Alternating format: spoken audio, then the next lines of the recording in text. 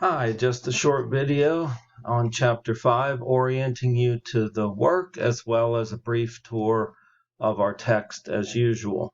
A reminder that here in the modules area I have, as I announced, posted this list of articles and case studies to read, so you should refer to this every week. I won't be re-announcing it. So for Chapter 5, we're reading 4 of the articles at the end of the chapter by Sass, Wilson, Scarlett, and Berg, and the case study on Prozac.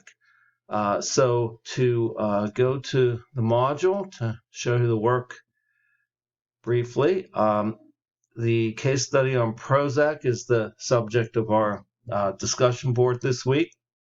Respond to any one or combo, more than one if you want, of the 5 questions after the case study that falls on these pages.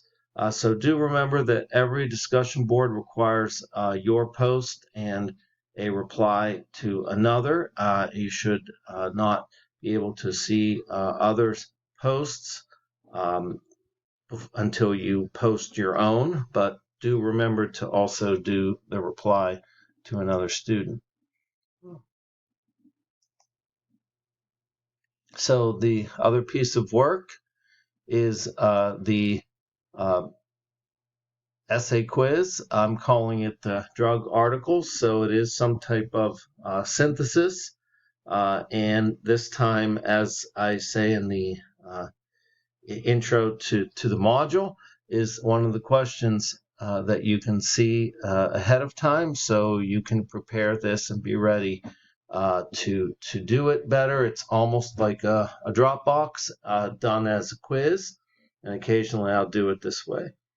So I give you a choice of questions. Number 2 on page 213, which asks you to compare Sass and Wilson. Number 2 on 216, which asks you to compare Wilson and Scarlett. And number 3, 219, asking you to compare Berg and Wilson. So Wilson is the standout here, or Wilson is involved in all 3 comparisons. His article does kind of stand out as a beacon that others often argue against. So let's take a look at the chapter. Drug and alcohol use is framed in a couple of different ways in this chapter. Essentially the question of abuse is key. And right off the bat, you can see that we have a brief table here talking about drug classifications. And a lot of the discussion here is what should be legal and illegal. The chapter does not focus so much on the question of performance-enhancing drugs, which of course is a huge issue in our culture as well, and many different countries and other cultures. But more so, the issue of abuse, addiction, and legalization is a large focus of the chapter. So some facts are given, issues related to age and college. There is a section here on drugs and sports, but what I meant by what I said earlier is simply that most of the articles which I'm asking you to look at and respond to are not emphasizing that. An interesting opposition here between the disease model of addiction and the moral model.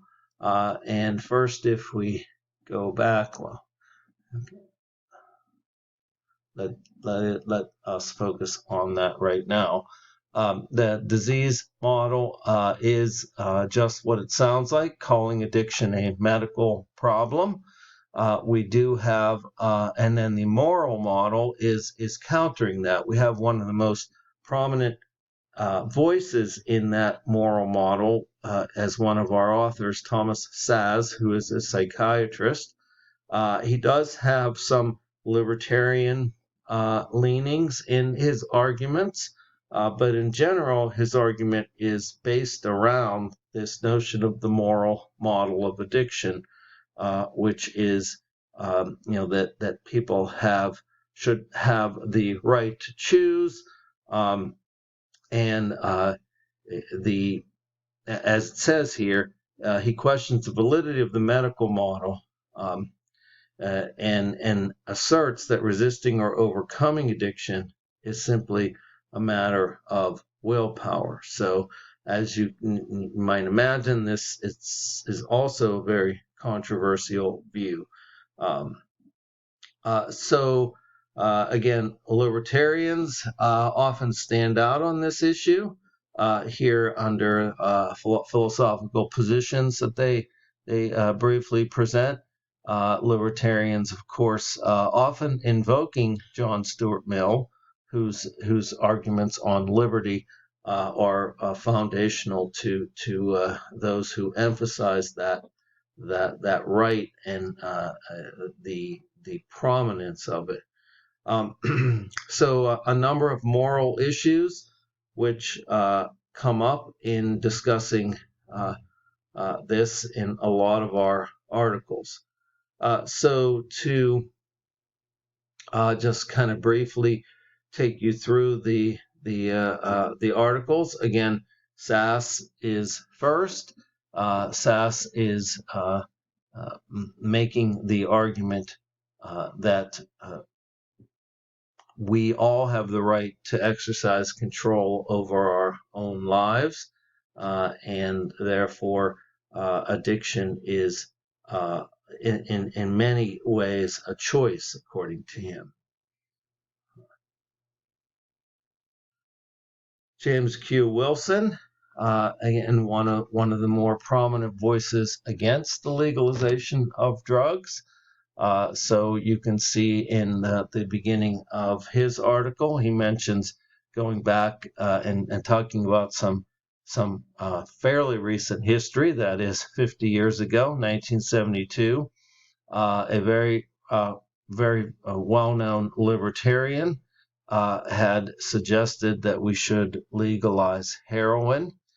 So he uses that, Wilson does, as a springboard to talk about what might have happened if that's the case, if that had happened, and a number of different ways of defending what he believes is the benefits of keeping all or most drugs, at least, illegal. So Scarlett then presents a more traditional, at least more traditional than Sass, view on the legalization of drugs, and you will see that her presentation, being that it is from a related to her position as acting Secretary of the Interior Department, is a little bit shorter. And then finally, asking you to read Jeff Berg's article, which again goes into legalization, argues in favor of it from a more, you might say, a more academic position, but again, not as involved as either Sass or Wilson in the argument, but presents an interestingly different angle. So those are the articles, the chapter, and the work. Please let me know if you have any questions, and we will see you next week's material.